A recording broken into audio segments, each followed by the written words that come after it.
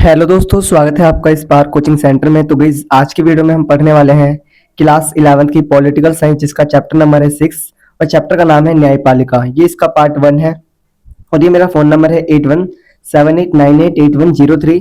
आप इस नंबर पे कॉल कर सकते हैं अगर आपको पीडीएफ रिलेटेड या फिर कुछ अदर इश्यूज आ रहे हो तो।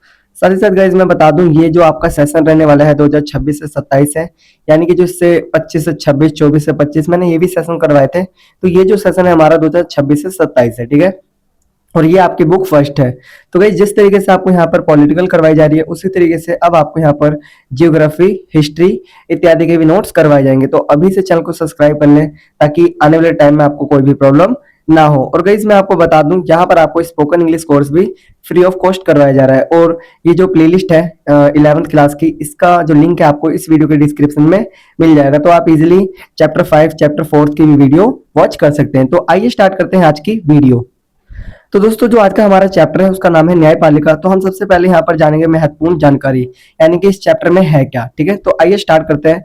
पहला बता रखा है न्यायपालिका सरकार का एक महत्वपूर्ण अंग है। देखो जो सरकार होती है, सरकार के 3 महत्वपूर्ण अंग होते हैं, विधायिका, कार्यपालिका और न्यायपालिका। तो हमने जो चैप्टर्स पढ़े वो विधायिका के बारे में पढ़ लिए, ठीक है, कार्यपालिका पढ़ लिया। अब हम पढ़ेंगे न्यायपालिका। तो न्यायपालिका भी एक सरकार का क्या होती है, अंग होती है, ठीक है। अगर आपने इससे पहले वाली वीडियोस को वॉच नहीं करा तो जरूर वॉच करिए, ताकि कहीं ना कहीं बहुत बेहतरीन तरीके से आप चीजों को सीख सके। नेक्स्ट है न्यायपालिका का अर्थ है एक ऐसी न्याय करने वाली संस्था जिसमें न्यायाधीश बिना भय अथवा भेदभाव के अपना कार्य करता है। देखो जो न्यायपालिका होती है उसको क्या कहते हैं, तो न्यायपालिका एक ऐसी संस्था होती है, एक ऐसी न्याय करने वाली व्यवस्था होती है, ठीक है, जिसमें जो न्यायाधीश होता है ना, वो बिना किसी डर, बिना किसी भय के क्या करता है, न्याय करता है, ठीक है। नेक्स्ट आपका भारत में न्यायपालिका की संरचना है। पहला सर्वोच्च न्यायालय, उच्च न्यायालय, जिला न्यायालय और अधीनस्थ न्यायालय। मतलब अगर आप भारत में न्यायपालिका को देखेंगे ना, तो वो इसी फॉर्म में मिलेगी। सबसे पहले सर्वोच्च न्यायालय है, फिर है उच्च न्यायालय, और फिर है जिला न्यायालय, और फिर है अधीनस्थ न्यायालय, ठीक है। इसी फॉर्म में आपको यहाँ पर मिलेगा। नेक्स्ट है आपका न्यायपालिका की स्वतंत्रता का अर्थ है कि सरकार के 2 अन्य अंग, विधायिका एवं कार्यपालिका, न्यायपालिका के कार्यों में हस्तक्षेप न करें। देखो जो न्यायपालिका की स्वतंत्रता है ना, उसका मतलब क्या है कि जो विधायिका होती है और जो कार्यपालिका होती है, वो न्यायपालिका के किसी भी मैटर में हस्तक्षेप नहीं करेगी, ठीक है। मतलब उसमें उसका कोई भी इन्वॉल्वमेंट नहीं होगा। नेक्स्ट है न्यायाधीश अपने पद पर 65 वर्ष तक रह सकता है। देखो जो न्यायाधीश होता है वो अपने पद पर कितने वर्ष तक रह सकता है, 65 ईयर्स तक, ठीक है। नेक्स्ट है सर्वोच्च न्यायालय की स्थापना 1 अक्टूबर 1937 को हुई थी। जो सर्वोच्च न्यायालय है, जो सबसे बड़ा न्यायालय है, उसकी जो स्थापना हुई थी वो कब हुई थी भाई, वो हुई थी 1937 में, ठीक है। 1 मार्क्स का क्वेश्चन पेपर में पूछा जा सकता है। नेक्स्ट है सर्वोच्च न्यायालय के न्यायाधीशों की संख्या 31 है। जो सर्वोच्च न्यायालय की जो न्यायाधीशों की संख्या होती है वो कितनी है, 31। नेक्स्ट है संविधान एवं मौलिक अधिकारों का संरक्षक सर्वोच्च न्यायालय को माना जाता है। देखो जो संविधान है और जो मौलिक अधिकार है, उनका जो संरक्षक होता है, मतलब कि उनका एक तरीके से गार्ड कह सकते हो या फिर सुरक्षा करने वाला, उसे वो कौन है, न्यायालय है, ठीक है, सर्वोच्च न्यायालय। नेक्स्ट है सर्वोच्च न्यायालय की व्यवस्था संविधान के अनुच्छेद 124 में की गई है। देखो जो सर्वोच्च न्यायालय की व्यवस्था है ना, मतलब सर्वोच्च न्यायालय के बारे में जो आप पूरा डीपली पढ़ेंगे वो पढ़ेंगे आप अनुच्छेद 124 में, ठीक है। नेक्स्ट है आपका सर्वोच्च न्यायालय का न्यायाधीश राष्ट्रपति को त्याग पत्र देता है। अगर देखो जो सर्वोच्च न्यायालय का जो न्यायाधीश है, अगर वो अब हटना भी चाहता है, ठीक है, हटता भी है, तो वो त्याग पत्र जो देता है वो किसको देता है, राष्ट्रपति को। ये मेरा फोन नंबर है 8178988103। आप इस नंबर पे कॉल कर सकते हैं या फिर व्हाट्सअप कर सकते हैं। नेक्स्ट है सर्वोच्च न्यायालय के मुख्य न्यायाधीश तथा अन्य न्यायाधीशों की नियुक्ति राष्ट्रपति करता है। देखो जो सर्वोच्च न्यायालय के जो न्यायाधीश होते हैं, ठीक है, उनकी जो नियुक्ति करता है वो कौन करता है भाई, राष्ट्रपति करता है, ठीक है। नेक्स्ट है उच्च न्यायालयों के न्यायाधीशों को संसद की सिफारिश पर राष्ट्रपति हटा सकता है। देखो जो उच्च न्यायालय के जो न्यायाधीश होते हैं, ठीक है, उनको संसद की सिफारिश पे हटाया जा सकता है। कौन हटाएगा, लेकिन राष्ट्रपति हटाएगा, ठीक है, समझ में आया, चलिए। नेक्स्ट है महत्वपूर्ण प्रश्न उत्तर, ठीक है, 817898 8103, यानी कि 8178988103 ये मेरा कॉन्टेक्ट नंबर है। अगर आपको कुछ भी प्रॉब्लम आ रही हो तो आप इस नंबर पे कॉल या व्हाट्सअप कर सकते हैं। पहला क्वेश्चन है, अब हम पढ़ेंगे महत्वपूर्ण प्रश्न, ठीक है, जो एक एक नंबर के पेपर में आ सकते हैं। पहला है भारत का मुख्य न्यायाधीश कब तक अपने पद पर बना रह सकता है, तो भाई अभी बताया था 65 वर्ष तक, ठीक है। नेक्स्ट है दूसरा, सर्वोच्च न्यायालय के न्यायाधीश को कौन शपथ दिलाता है। जो सर्वोच्च न्यायालय का जो न्यायाधीश होता है, ठीक है, जो सबसे मुख्य होता है, उसे कौन शपथ दिलाता है भाई, तो राष्ट्रपति। कौन दिलाता है, राष्ट्रपति।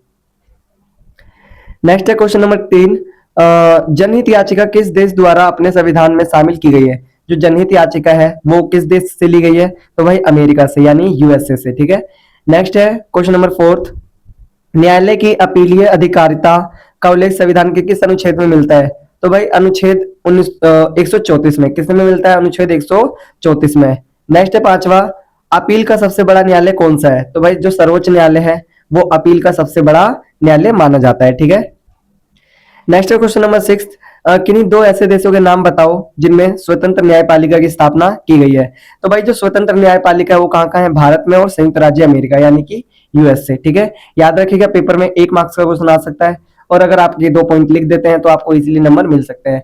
कई बार ऐसा होता है कि ऑप्शनल दिया रहेगा कि किस किस देश में, तो भाई भारत और अन्य देश दे रखे होंगे, या फिर भारत को छोड़कर जैसे अमेरिका दे रखा हो, या फिर कुछ अन्य देश दे रखे हैं, तो आपको ना वहां पर या तो ये या फिर ये सिलेक्ट कर लेना है। ठीक है, अगर आप इन दोनों में से कोई भी सिलेक्ट करेंगे तो आपके 1 नंबर पूरे बन जाएंगे।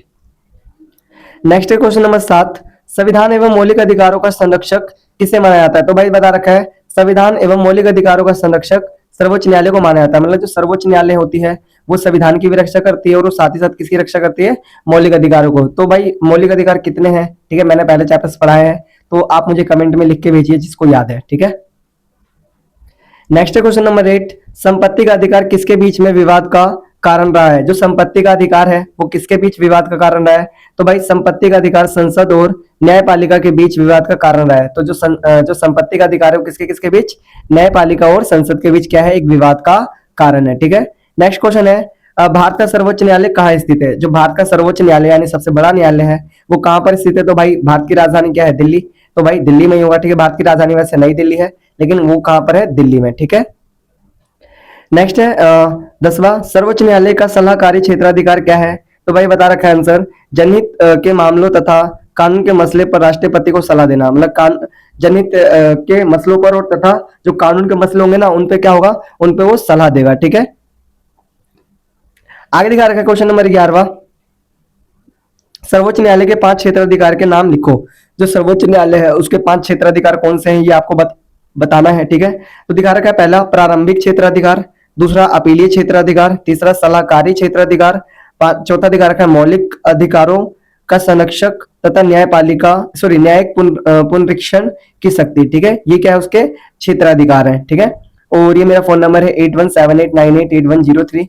आप इस नंबर पर कॉल कर सकते हैं, व्हाट्सअप कर सकते हैं अगर आपको किसी भी टाइप की कोई भी प्रॉब्लम आ रही हो, चाहे वो स्टडी रिलेटेड हो चाहे कुछ अदर हो सकती है।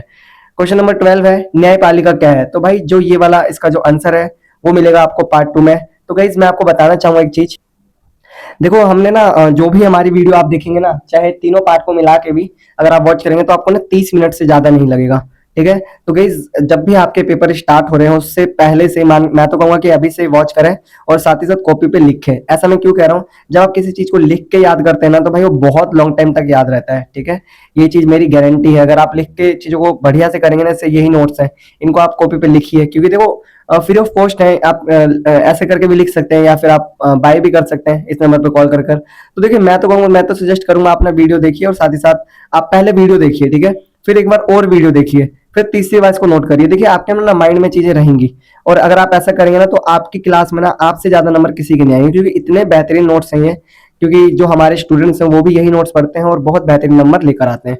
तो आप भी इन नोट्स के द्वारा बहुत बेहतरीन मार्क्स लेकर आ सकते हैं। तो गाइस अगर आपको वीडियो हेल्पफुल लगी हो तो वीडियो को शेयर जरूर करना, लाइक करना, कमेंट्स करना, और अगर आप चैनल पे न्यू हैं तो चैनल को सब्सक्राइब कर लेना। और गाइस कम से कम ऐसे लोगों के साथ शेयर करना जिनको इस वीडियो की नीड है।